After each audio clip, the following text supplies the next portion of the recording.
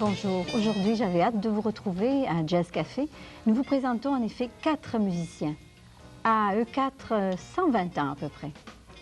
Oui, et entre autres, Hélène, c'est Luc Hamel au piano et clavier, Yves Adam au saxophone ténor, Yvon Plouffe à la batterie et Alain Picotte à la basse électrique. Et on va entendre d'ailleurs ces 4 musiciens-là, dont le band s'appelle Luc Hamel Jazz Quartet, et avec une pièce qui s'intitule Beluga.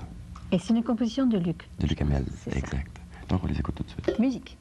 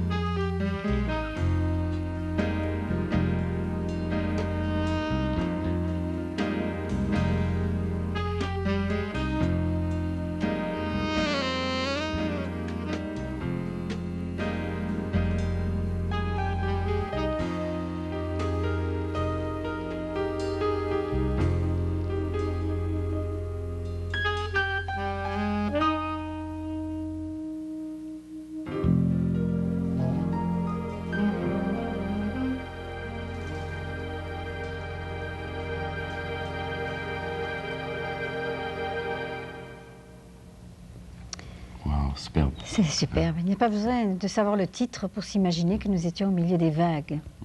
Hein, Pierre, c'était tout à fait superbe. Alors on invite Luc et Yvon à nous rejoindre. Oui. C'est vraiment tout à fait... Tu vois, dans la série d'émissions, on touche à tous les genres. Tous les genres de sûr, jazz. Ça, oui. c'est un jazz qui est plus moderne. C'est un concept qui est plus récent. C'est là-dessus qu'on... Mais on est très heureux qu'il soit venu justement nous parler d'un jazz tout à fait différent. Oui, et vraiment, c'était très, très beau. Très, très, très beau. Ça a créé vraiment une ambiance dans le studio. Tout à fait. Ah oui, oui, oui. Je pense qu'à la technique, ils doivent être tous très, certainement, autant que nous, très pris dans ces vagues. Alors, c'est ça. Est-ce que tu es branché? On va, en tout cas, on va essayer de retomber sur le rivage, parce que là, nous étions partis au milieu des vagues. Et on va essayer de vous faire retomber aussi. C'est dur, hein, quand on vient de jouer, certainement, des choses comme ça. C'est dur de retomber sur terre. Voilà, c'est ça. Parce que vous autres même, quand vous jouez, j'imagine que ça crée toute une ambiance. Une autre dimension. Ah oui. L'autre jour, concentré par les vagues. Oui, concentré. Sylvain Provost nous avait dit qu'il était justement sur un lac. C'est ça, quand il jouait? Oui, quand il jouait. Alors vous, c'était les vagues aujourd'hui. Toute autre chose peut-être qu'un lac. Ça a rapport, le jazz, c'est proche de l'eau. Je veux dire, hein, c'est proche... C'est proche de tellement de choses. On dit le jazz, la terre. On a souvent parlé de la terre qui prend... Ça reflète beaucoup de choses, beaucoup d'émotions, je pense que... Mais le jazz, c'est émotion, avant tout. C'est le médium de tout ça, finalement. Alors, on va sortir de notre émotion pour arriver à vous faire dire ce que les téléspectateurs ont envie de savoir sur des jeunes musiciens qui font une musique différente de celle que l'on a écoutée depuis 80 ans maintenant, puisque le jazz existe depuis presque 100 ans. D'abord, comment vous vous situez tous les deux dans le jazz? Quel est votre portrait de musicien? Luc? En fait, mon portrait de musicien, c'est Les cheveux longs. Les cheveux longs. Des fois, la barbe pas faite. Des grands yeux de beluga. Sensé beau flash aussi. Mais là, tu as fait une composition qui peut peut-être te dépeindre déjà. Ce que tu viens de nous faire entendre, Ouais. c'est tout à fait spécial. Est-ce que ça serait à peu près toi, ce qu'on vient d'entendre? Oui, absolument. Oui? Ouais. Ça, c'est une pièce que j'avais faite il y a longtemps, que je jouais seul. Parce que j'ai eu un trio de jazz en 1979-80.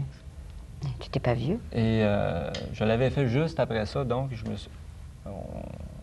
le trio s'est dissous. Puis je l'ai fait, la première fois que je l'ai fait en groupe, c'est avec les musiciens actuels. Okay. Toujours dans ce même style-là, de jazz moderne. Oui, c'est ça, jazz moderne, des influences, parce qu'en fait, l'époque du swing, l'époque... bebop et tout. Bebop et tout, ça me touche moins, mais ça n'empêche pas que j'admire énormément. On est quand même influencé par tout ça. C'est ça. C'est un côté, même si on n'est pas pour moi, en tout cas personnellement, on n'est pas un joueur de bebop, mais on fait un peu de swing qu'on appelle.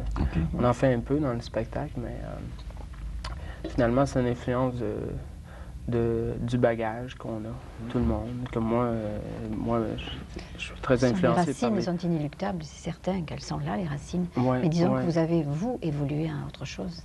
Oui, on a évolué plus dans le jazz des années 70. En fait, qui nous touche. Donc, il y a eu jazz rock, c'est comme ça? C'est ça, jazz fusion. Jazz. Puis on prend un bonhomme comme Chick Corea qui intègre toutes les structures possibles. Les rythmes, les latins, c'est bien hispano, latin, l'Espagne. Et funky même parfois.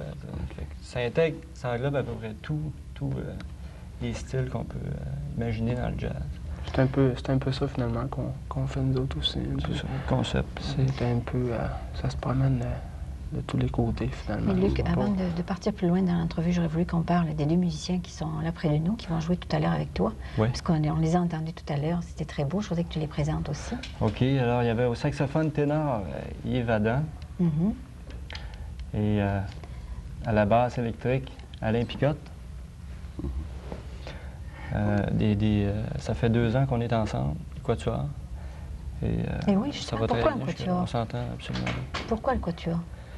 Bien, le Quatuor, parce que au niveau pour les mélodies, le saxophone, je trouve que ça se prête.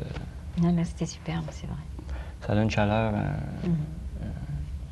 Ça crée une ambiance autre qu'en trio. En trio, le pianiste, il faut qu'il soit plus présent.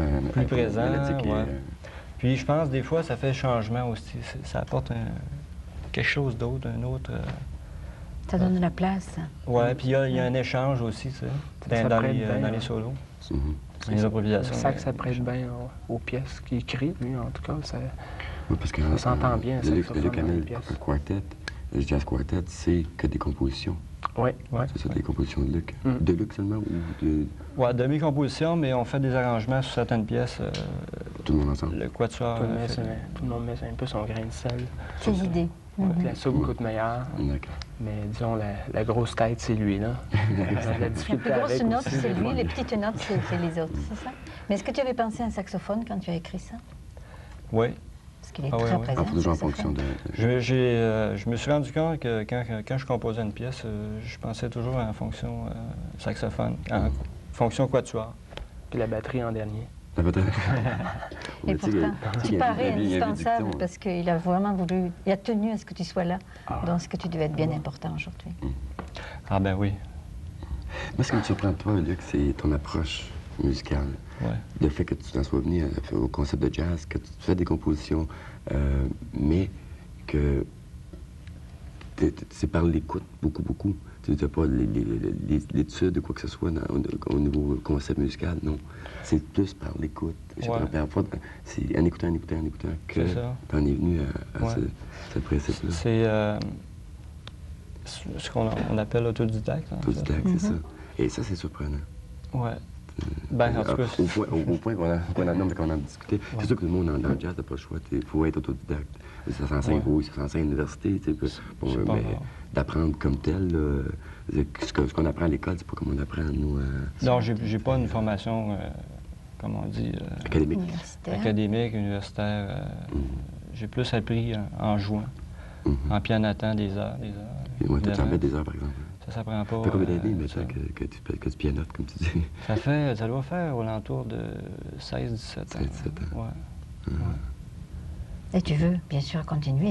Si on te demandait le but de ta vie présentement, est-ce que c'est vraiment ça? Ou est-ce que c'est une voie que tu cherches, mais tu n'es pas encore dans ta vraie voie? Oui, c'est celle-là. C'est celle-là. Ben, mettons que je force beaucoup, je mets beaucoup d'énergie pour que, dans ça, pour que... En fait, c'est l'endroit où je mets le plus d'énergie. Ça. Tu veux enfoncer la porte ou tu laisses faire? Parce qu'il y a des musiciens qui laissent faire, qui attendent. Puis il y a ceux qui provoquent les contrats, qui provoquent les rencontres, qui essaient vraiment de se faire connaître à tout prix. Est-ce que tu es de cela? Oui, oui, absolument. Actuellement, depuis à peu près 4-5 mois, je suis 8 heures par jour sur le téléphone. C'est ça, parce qu'il y a les passifs et les actifs dans les musiciens. Il y en a qui laissent faire. Bon, parce que j'ai la chance peut-être d'être sur un projet, là, en fait. Ah bon? Mais aussi, ce qui arrive, c'est je travaille pour une compagnie, qu'on fait du booking de groupe. Bon, OK. Pour la région de Montréal ou de Québec? Ou... dans la ville de Montréal. Pour la ville de Montréal. Déjà, ça sera déjà en fait, c'est pas tout à fait du booking, c'est de l'organisation pour les musiciens ou pour côté administratif. On sait que moi, des fois, ça les musiciens sont... On a déjà parlé dans les précédentes émissions. Quand tu as essayé de composer puis de travailler, oui, c'est ça, c'est deux choses. Hein. C'est deux mondes, c'est ça? C'est deux mondes, complètement. Ça demande l'artiste, il y a le fonctionnaire. Il y en a qui ne savent pas être les deux à la fois. Il y en a les qui sont trop ça fonctionnaires. demande beaucoup aussi. Ça demande beaucoup de discipline, d'organisation. Ils vont de ton côté au niveau ton approche de t'es batteur, OK? Ouais. Ton approche au niveau musical, tu l'as pris. Moi, disons, je suis très influencé par les rythmes ethniques, toutes ces choses-là, l'afro-cubain, le brésilien, l'africain aussi, ces choses-là. Ça m'influence beaucoup, ça se voit aussi peut-être dans ma façon de jouer, mais peut-être pas avec la pièce qu'on vient de jouer, mais peut-être avec la prochaine qu'on va jouer. Puis finalement, c'est ce qui... tantôt, on parlait un peu du concept des pièces à Luc, le groupe et tout. Finalement, je suis très attiré, qui fait que je suis beaucoup attiré par ces rythmes.